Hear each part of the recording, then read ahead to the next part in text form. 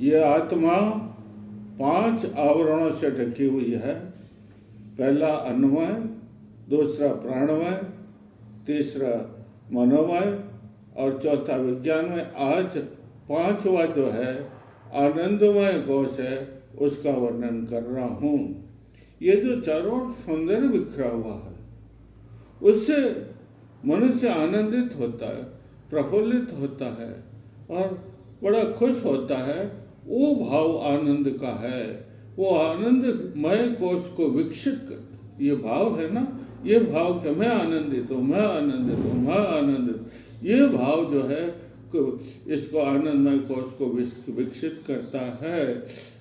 ये भावना भी मन में रखनी चाहिए।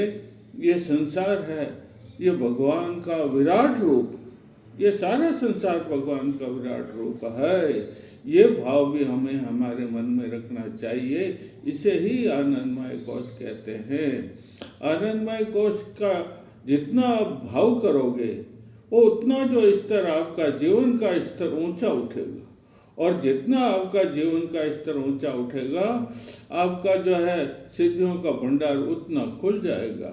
ये इसका क्षेत्र है सहस्रार, ब्रह्मरंध्र जिसे कहते हैं। यहाँ से लेकर, कहाँ से, यहाँ से आज्ञा चक्र से लेकर के सहस्रार तक इसका क्षेत्र है। ये पूरा क्षेत्र जो है आनंदमय कोश का है। इसमें कण कण आनंद भरा हुआ है। ये भाव हमें रखना होगा। और इसके लिए हमें जागरण के लिए क्या करना पड़ेगा?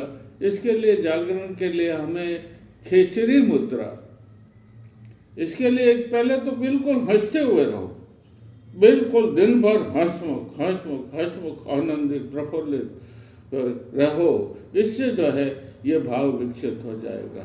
और ये जो है हंसते रहने से आपका, जैसे खिलाड़ी, उदाहरण है, जैसे खिलाड़ी है, खिलाड़ी रोज खेलते हैं, कभी हारते कभी जीतते हैं, लेकिन वो हारने पर भी उद्विग्न नहीं होते हैं, खिन्न नहीं होते हैं। उनके मन में आशा होती है कि अब मैं अवश्य आगे प्रयास करूंगा तो मैं अवश्य ही जीतूंगा। वो संघर्ष करते रहते। प्रतिकूल भावनाएं होती है, उन भावनाओं से वो संघर्ष करते हैं और अपना अनुकूल वातावरण बना देते हैं और उससे वो सफलता होते हैं और उससे आनंदमय कोश विकसित होता है। भाई, ये आनंदमय कोश है। सर्वत्र आनंद, सर्वत्र आनंद ही आनंद, आनंद ही आनंद। देखो, इसको विकसित करने के लिए जो है हमें खेचरी मुद्रा का प्रयोग करना पड़ता है, योग निद्रा का प्रयोग करना पड़ता है। इसमें समाधि लगानी पड़ती। समाधि तो फल मैंने बताया था, संप्रज्ञात समाधि, उसमें तो विज्ञानमय कोश सिद्ध होता, लेकिन इसमें असंप्रज्ञात समाधि लगानी पड़ती है। उसमें सब वृत्तियां, जैसे प्रमाण, विपर्वय, संकल्प, निद्रा, स्मृति आदि समस्त वृत्तियां है, ये आवरण है आत्मा का, यह सब विनष्ट हो जाता, आत्मा परिशुद्ध हो जाती है। और इसमें त्रिपुटी लगती है। त्रिपुटी का मतलब यह है कि इसमें ज्ञाता, ज्ञान और ज्ञेय सब एक हो जाए। ज्ञाता, ज्ञान और ज्ञेय सब एक हो जाते हैं, सब मिट जाता है, भाव मिट जाता है कि मैं ज्ञाता हूँ, मेरे में इतना ज्ञान है और मैं इतना ग्रहण कर सकता हूँ, ये सब मिट जाता है। ये जो मन में भाव है, ये सब मिट जाते हैं। सत्व गुण, तमोगुण और सत्व गुण ये भी मिट जाते हैं। सत्व अहंकार की सत्वावस्था भी मिट जाती है। ये सब मिट जाते हैं भाव, और मनुष्य एकाकार, एक ब्रह्म, ये ब्रह्म है, ये द्वारा है। ये जो ब्रह्म क्षेत्र है, इस ब्रह्म क्षेत्र का ये द्वारा, कौन सा? द्वारावती। ये शरीर में ही अयोध्या है, मथुरा है, काशी है, कांची है, सब नगरियां इस हमारे शरीर में ही है। उसमें ये जो परा, ये जो हमें दिखाई देता है, ये इस आज्ञा चक्र के ऊपर जो है 13 द्वार है। कितने द्वार है? ये 13 द्वार हैं। चंद्रेदु, इंदु, बिंदु और ये आदि शक्ति, उमनी, व्यापिका और उसके बाद में परा और अपरा नाम के दो द्वार हैं। इस आनंदमय कोश में अपरा और परा नाम के दो द्वारों को खोलना पड़ता, और तब कहीं जाकर के कुंडली ऊपर पहुंचती है, हमारी ऊर्जा ऊपर पहुंचती है आनंदमय कोश में। ये सब आनंदमय कोश का क्षेत्र है। इस आनंदमय क्षेत्र में जो है पहुंचती है और परम शिव से मिलन करती है। किससे मिलन करती है? तो परम शिव से मिलन करेगी तभी तो उसको आनंद प्राप्त होगा ना। मूलाधार से जो प्रारंभ होती है शक्ति, चिद शक्ति, वो सब चक्रों को पार करके और इस आनंदमय कोश में पहुंचती है। यहाँ ब्रह्मरंध्र में, ब्रह्मरंध्र ही जो है ब्रह्म का निवास है। उस चिद शक्ति जब ब्रह्म अव्याकृत ब्रह्म सिंहासन है, कहते हैं ना, चिन्मय मणिदीपे चित्सार मणिमंदिरे अकल्पाद वृक्ष स्थले चित्तसार मणिमंदिरे अव्याकृत ब्रह्म सिंहासन है। उसके ऊपर कौन बैठे हुए? ब्रह्म बैठे हुए। अव्याकृत जो ब्रह्म सिंहासन है उसके ऊपर ब्रह्म बैठे हुए, उसके पास में जाकर के एक धाम मिलती है चित्त शक्ति, तो कितनी प्रफुल्लित हो जाती है, कितनी आनंदित हो जाती है। वही तो आनंद कोश है, उससे तो आनंद कोश विकसित होता है। ओ गुणातीत है। वही मैंने तीन भूमिकाएं हैं, तीन भूमियां हैं, एक चेतन भूमि, एक अचेतन भूमि और तीसरी है अतिचेतन भूमि। यह आनंद कोश में अतिचेतन भूमि में साधक पहुंच जाता है। सूक्ष्म प्राण के घोड़े पर बैठ करके, सूक्ष्म में से सूक्ष्म प्राण है, उसके घोड़े पर बैठ करके हमारा सूक्ष्म से सूक्ष्म मन अचेतन भूमि को, संसार की भूमि को, दिशाओं की भूमि को, सत्व तम रज गुण को भूमिकाओं को पार कर देता। ये सीमाओं को पार करके कहाँ पहुंच जाता? अचेतन भूमि में। कौन विराजते? ये अचेतन भूमि, ये कहलाती ब्रह्मरंध्र, जैसे तुम कहते हो, ये अचेतन भूमि कहलाती। इसमें पहुंच जाता है और जो है साक्षात्कार करता, उनके शरण में चला जाता, समर्पित कर देता, अपने आप को समर्पित कर देता है। मैं समर्पित हूँ आप में, मन सा वाचा कर्मणा, मन से वचन से कर्म से, हे परम प्रभु परम ब्रह्म मैं आपको समर्पित करता हूँ। यही आनंदमय कोश है भाई। आनंदमय कोश इसे ही कहते हैं।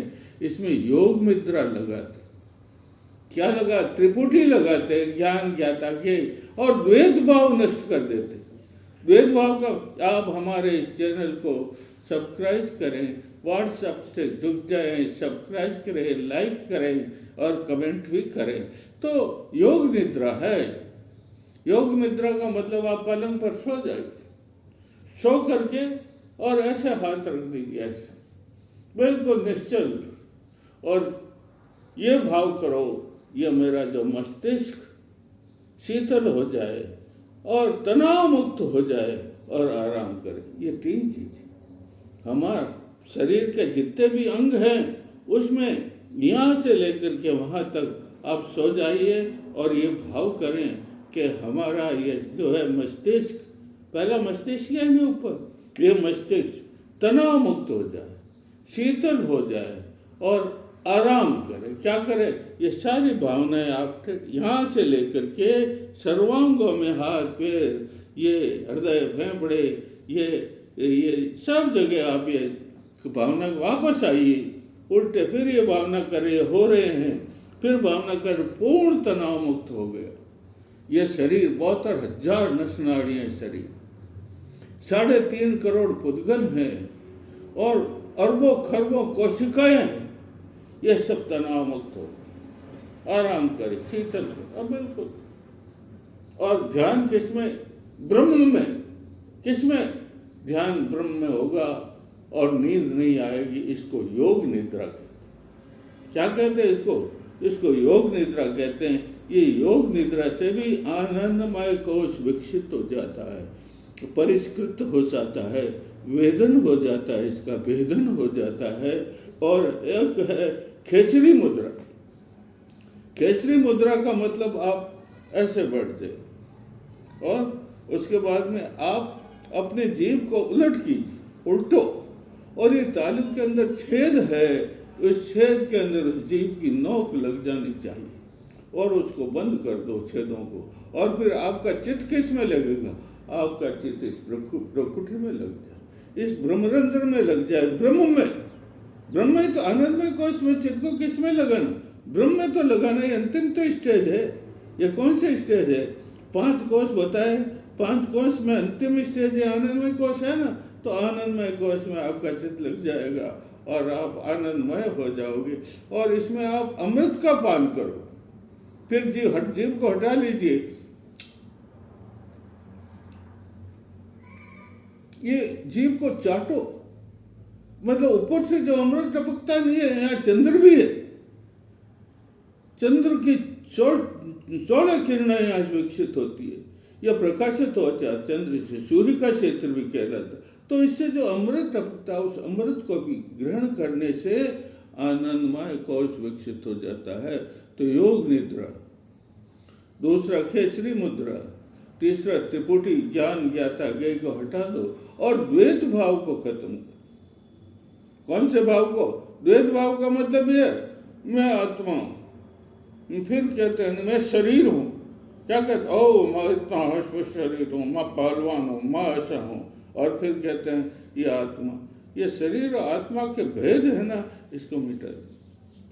क्या जी? एक है परम परमात्मा, परम ब्रह्म, बस ये परम ब्रह्म का प्रकाश है और कुछ नहीं है। ये आप द्वैत भाव अद्वैत भाव द्वैत भाव मिटा दीजिए। अद्वैत भाव की भावना अपने शरीर में रखिए और एक सत्य बुद्धि, अच्छी बुद्धि, जिसे पंतजलि योग सूत्र में ऋतंबरा तत्र प्रज्ञा कहा गया। क्या कहा गया? ऋतंबरा तत्र प्रज्ञा। ये जो है बुद्धि प्रकट हो जाती है और ये बुद्धि प्रकट होने से जितने भी मैंने बताए त्रिपुटी में, द्वैत भाव में, वृत्तियों में जितना आवरण होता है, विकार होता है, वो सबको ये सत्बुद्धि रोक एकदम बंद लगा दी। फिर आगे न बढ़ सकती वृत्तियाँ, बिल्कुल शरीर प्रकाशित रहते। और फिर बाद में क्या होता है, ये सत्य बुद्धि पर भी रोक लग जाती। क्या लग जाती है? सत्य बुद्धि पर भी लोग लग जाती है और सब वृत्तियों का निरोध होने के बाद में परम प्रकाश, परम ज्योति, जो 4 मैंने बताए ना, अन्मय, प्राणमय, विज्ञानमय, मनोमय, ये कोश के बाद में आनंद कोश में परम ज्योति। कैसी ज्योति? परम ज्योति के दर्शन होते हैं और हमारी चेतना है, वो चेतना किस में मिल जाती? ब्रह्म में मिल जाती। किस में मिल जाती है? हमारी चेतना, जो चेतना है वो ब्रह्म में मिल जाती है। इसी को आनंदमय कोश कहते हैं। ये आनंदमय कोश ही परम ब्रह्म है। ये हमारे चैनल को आप हमारे व्हाट्सएप से जुड़िए, इसको सब्सक्राइब करें, लाइक करें और कमेंट भी करें। तो ये आत्मा जो है, आत्मा के जो आवरण 5 हैं, कितने? फिर मैं पुनः संक्षेप में कह देता हूँ। इस आत्मा के 5 आवरण हैं, ढक्कन है, जिसे आप पर्दा कहते हैं, जिसे राजस्थानी भाषा में घूंघट कहते हैं।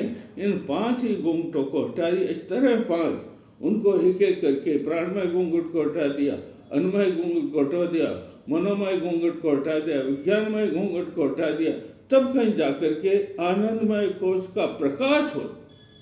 क्या होता है? आनंदमय कोश का इतना प्रकाश होता है कि सिद्धियों के सब भंडार के जो कपाट जड़े हुए होते हैं, सब कपाट खुल जाते और सिद्धियां तो उसकी चेहरी बन जाती। साधक की सिद्धियां तो क्या बन जाती है? अरिमा, गरिमा, लघिमा, महिमा, दीर्घमा, प्रकाम्य, अकाम्य, इशिता, ये 8 सिद्धियां ही नहीं है भैया, 27 प्रकार की सिद्धियां है। हनुमान जी सिद्धि से मच्छर बन गए थे, अगस्त भगवान ने सिद्धि से समुद्र को पी लिया था, और इस प्रकार की कई प्रकार की सिद्धियां हैं भैया।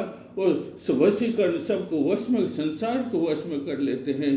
अपनी मन की इच्छाएं जो होती वो पूर्ण कर देते हैं, उनका मन जो चाहता वो करते हैं। वो सब प्रकार की सिद्धियां तो चेरी का मतलब दासी बन जाती। क्या बन जाती?